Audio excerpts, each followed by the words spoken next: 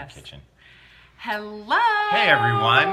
Welcome to Wealth Wednesday. Which isn't going to be Wealth Wednesday for too much longer. Starting next week, we are actually getting out our Love and Money Minute, either today or tomorrow, and we're going to have another poll. We also have a poll on Twitter.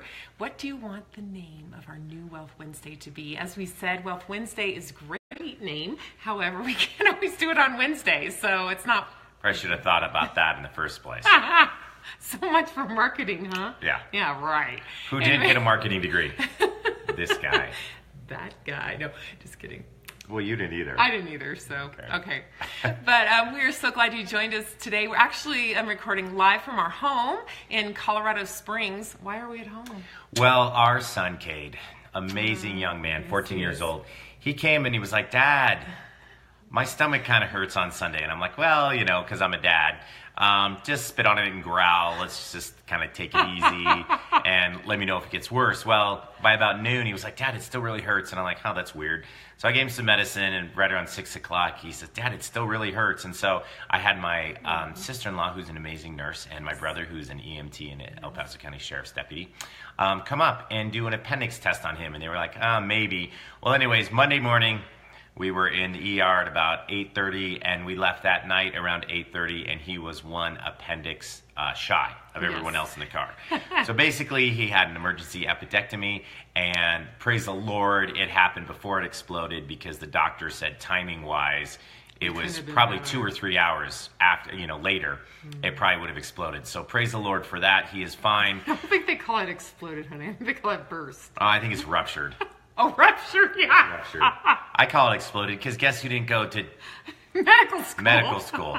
This guy. So the important things in this call today that we've covered are: I did not get a marketing degree, and I did not get a medical degree. Thank God I'm not your doctor. There we go. Using words like exploded instead of ruptured. Forgive me, Trace. Well, I thought it was burst. That's not much better. I think burst, it makes more sense. Okay, well, thank you. Exploded sounds violent. Anywho. So, yeah. Okay, so that's why we're at home. Yeah, we're at home. But we're so Long glad story. to have you with us. We love to see hearts flying across the screen, and so we'd love to have you join with us. And we're going to talk about a very, very exciting subject today. We always like to start, however, with an interesting statistic. Yeah. And, a lot of you now are cleaning up from Christmas. Like, we just took our Christmas lights down. Mm-hmm. We took everything inside down a little bit before, but our outside lights, and kind of cleaning everything up, kind of looking through cards again and stuff like that. And it got us thinking about regifting. And did you get any gifts that you really would rather regift? But here's the thing. We found some interesting statistics for you that we know that you will like, especially if you are a regifter. You want to tell them the first one? Yeah, so according to the Huffington Post, regifting is an acceptable practice for 83% of Americans. 83% of Americans thinks that regifting is okay. Now, the other thing, the interesting statistic, it says, is it okay to... Like, it asked them, are you okay with getting a regift? And that was from creditdonkey.com. Exactly. And what percentage? 83% said, yes, it's fine to receive. Oh, 83%, that's right. And 17% said no. Now, here's the thing. Now, how would you know? How would you know? Like, especially with, like, a gift card. Have you ever had a suspicion? I've had a suspicion before. Well, I did get a book that was signed to someone else once. And that was clearly a regift. And the guy that gave it to me, John... It was like, hey, John, thanks for this. And then he gave it to me as a gift, and I opened it up, and I was like, dude, did you know that this was signed to you? Did you say something to him? No, of course Okay, so not. that's another question. Would you say something to somebody I if you could not. knew you got a regift? I thought it was the most hilarious thing in the world. Okay, I know of someone who actually got a regift at a wedding. Oh, no, you did. No. Wasn't it somebody the cake? Is it okay to say? Probably not. Oh, probably not. But I know what you're talking about. Okay, yeah. Okay, go ahead and tell the story. So It's hilarious. embarrassing. Okay, so someone gave a gift. Okay, so I don't know if we can say without saying who. Let me tell the story. Okay, there you go. So I was engaged once before. That's right. And if you're listening, hello. Hello. Good to see you. I was engaged once before, but we believed that we should probably not get married. So we broke up. Right. Well, my mom had gotten us this like cake cutter or something for the wedding cake, and re-gifted that to someone else. But there was a note inside to my ex-fiance. So when the person opened it, there was a gift from my mom. Did she like peel it really fast? Yeah, she pulled it really fast. She's like, my bad, this is a re-gift. So, but actually, technically, it wasn't a regift because she never gave it to her. Right. But anyways, Right. You just have to be. It might create an awkward situation. Discreet. So be discreet. Okay. I think the best thing to regift are gift cards because, how could you know? Yeah. Okay. Unless it's partially used. And that's actually really why I'm bringing up this point, because I got some gift cards and I was like, I don't really think I'm going to use these, so I think I'll put them in the regift. But here's the thing. A gift, and this is what we just wanted to talk a little bit about before we get into our main subject, so we'll hurry. But we just wanted to say regifting, a gift is something you give from the heart. It's not how much you spend on it or whatever. That's not the point. It's a gift that you give from the heart. And if you receive something that you honestly do not think that you can use, but another person could use and would want it, then go ahead and give it to them. But don't just give them something and you know they're not going to use it just to check it off and be like... Yeah, don't regift so that you make room for your additional stuff in your cupboard. Right, exactly. I use lettuce cleaner. Don't regift that. That's gross. Well, who would get that's creepy. We have a lettuce cleaner. Yeah, but we would never... You don't regift things that you've used. Oh. Regifting is I don't know. I've never regifted. I don't know. Okay, that's right. Okay. All right, let's go. Let's move on, shall we? Somehow this got weird. All right, let's talk about what we're talking about. Okay. Good stuff this year. This year is going to rock. Yep. This year is absolutely going to rock. As a matter of fact, we just got finished writing a blog for our next Love and Money Minute about setting goals and how easy it is to slip. Here you start off with all these great intentions for the year. And so be sure to check that out, Love and Money Minute. You can sign up for them on our website. But at any rate, we're excited to talk about the subject this week, and that is, should you have a designated time to talk about money? And we are huge proponents of yes. And here's why.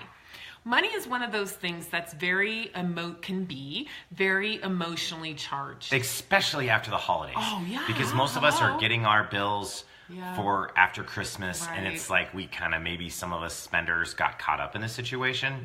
And so this tends to be an even more stressful time about the money. Yeah, it really does. But so that's why we thought talking about the subject now would be so important, because one of the things too is that usually there's one person in the relationship that doesn't mind talking about money. As a matter of fact, likes to talk about money, talk about the plan or where we're going to be or what our situation is right now, and they don't find it disturbing at all. Yeah. There's usually the other person in the relationship just doesn't quite want to hear about it all the time and does stress out about it when you talk about it. So being sensitive to that, I know that we have that in our relationship. Scott's a spender. We don't talk a lot about money personalities on Facebook Live. It's so important to know what yours are. But Scott has a money personality, his spender security seeker, where he doesn't mind talking about money because it's talking about planning. He's like talking about his plan. He's all excited about it. Yeah. I'm a spender risk taker. You know what? It totally stresses me out. So, talking about money all the time and just coming home and, I'm making dinner or something and he pops in there some comment about something that has to do with their money. It just puts me on rails. So being really sensitive to the person that you're married to as to timing and all of that. So to combat all of that and to not worry about that, we find that finding a specific time to talk about money is important. Now we have a couple of different ways to do it. But we want to talk, you kind of have bigger money issues and things to talk about, and you have kind of quick things that you need to talk about. Somebody needs to decide if you're going to sign up for a sport team or something like that. That can't maybe necessarily wait for your monthly money meeting. And we'll talk about that in just a minute. You can't wait. So we also say that you might want to have a day of the week, a night of the week, where you kind of save it all up. Right. And you say, okay, I've just got a quick housekeeping money things that I want to talk about. And you can call it that, housekeeping money things that we need to talk about. But keep it to that one night. Don't just come home and talk about money. It just stresses everybody out. Yeah, and I think what's so cool about doing this, I think what's so cool about saying, hey, let's Wednesdays, right after the kids, we get the kids put down if you have kids, or, when the kids are at practice. Let's just take 30 minutes and do a quick money check-in. The reason I think that is also so important is because it takes the stress off the money for the rest of the week. Yeah. If you kind of are like, hey, we have a big expense coming up this weekend, we're going out, or we need to make a major Sam's run or something like that, but you've talked about it on Wednesday, you don't have to talk about it Thursday, Friday, and Saturday too. Right. So really consolidating your money conversations, make them shorter, and for a lot of people, it's a stressful conversation to have anyways, so they can kind of just say, you know what, I don't have to worry about this until Wednesday, and then Wednesday we'll have a quick 20-minute check-in, see how the week is doing, and you're going to notice that you're going to be able to talk about other things that are more fun, like your kids, or your activities, or what's happening at work. Yes. It doesn't have to be about money. Absolutely. Now, we have a more organized way to talk about money, and we talk about that in our book, The 5 Money Conversations to Have with Your Kid. Got that book so much in my mind. We've been talking about kids a lot lately. We're actually doing a thing at our church, a parenting conference, and we're doing a workshop for that. But anyway, so we kind of have that in mind. But the five money personalities, that particular book, we talk all about and outline exactly how to have what we call a monthly money huddle. It saved us. Awesome. We love it. Our money huddle, we look forward to our money huddles. We do it on the 15th of every month, no matter what. Yeah, it is so awesome. So we cannot encourage you enough to get that real systematic way, monthly money huddle to talk about. But you also, like we said, kind of have spur of the moment things that can't wait for a monthly money huddle. As a matter of fact, it would be better not to talk about it a monthly money huddle and just talk about it your little weekly housekeeping time. So really exciting. Also, we have an article on our blog about it as well. And the article is 4 tips to get your money huddle started. So it will give you kind of the start and then dive in a little bit more within our book. So we don't want money fights this year. Yep. No. We want a lot of communication. A lot of communication. Hyper communication a about lot of love, and no money fights. We want love and money to come together and to come together in unison. And let's face it, money impacts just about every decision. So if we're not organized and intentional with it, it just overcomes us and overcomes our relationship, and we don't want that to happen. And so, I like regifted things even if they're used. No. Seriously, I'll take the used salad maker. It's been bugging me. I've been wanting to get that out the whole time. Okay. So awesome. All right. So we're so glad to be with you, and we're just thumbs up for Cade, and just hope he feels better soon. He's actually on the mends, but his school has just been fabulous in working with him, and we're just glad to be able to be with you here today. Hey, so have a great week. Thanks for joining us. We will let you know the results of our survey on what we will call our new Wealth Wednesdays. Yes. And God bless you. Take care of your families. And as always, make it happen.